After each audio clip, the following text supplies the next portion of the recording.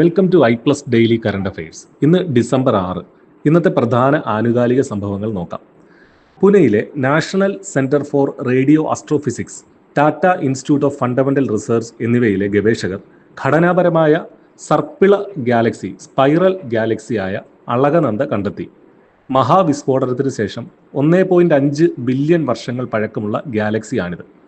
കേന്ദ്ര സർക്കാർ 27ാമത് നവരത്ന പദവി അസമിലെ നുമലിഗഡ് റിഫൈനറി ലിമിറ്റഡിന് നൽകി. അതത് മേഖലകളിൽ താരതമ്യ നേട്ടം നേടുന്ന CPSEകളെ തിരിച്ചറിയുന്നതിനായി 1997 ആരംഭിച്ച പദ്ധതിയാണ് നവരത്ന. ലോകത്തിലെ ഏറ്റവും പ്രായം കുറഞ്ഞ സ്വയം നിർമ്മിത വനിതാ ശതകോടീശ്വരയായി 29 വയസ്സുള്ള ലുവാന ലോബ്സ് ലാറ ചരിത്രം സൃഷ്ടിച്ചു. അവരുടെ സ്റ്റാർട്ടപ്പായ പ്രവചന വിപണി പ്ലാറ്റ്ഫോം കാൽഷിയുടെ മൂല്യം അടുത്തിടെ $11 ബില്യൺ ഏകദേശം 90,200 കോടി. ഡെയിലി കറണ്ട് അഫയേഴ്സ് ലഭിക്കാൻ ഇപ്പോൾ തന്നെ ചാനൽ സബ്സ്ക്രൈബ് ചെയ്യും.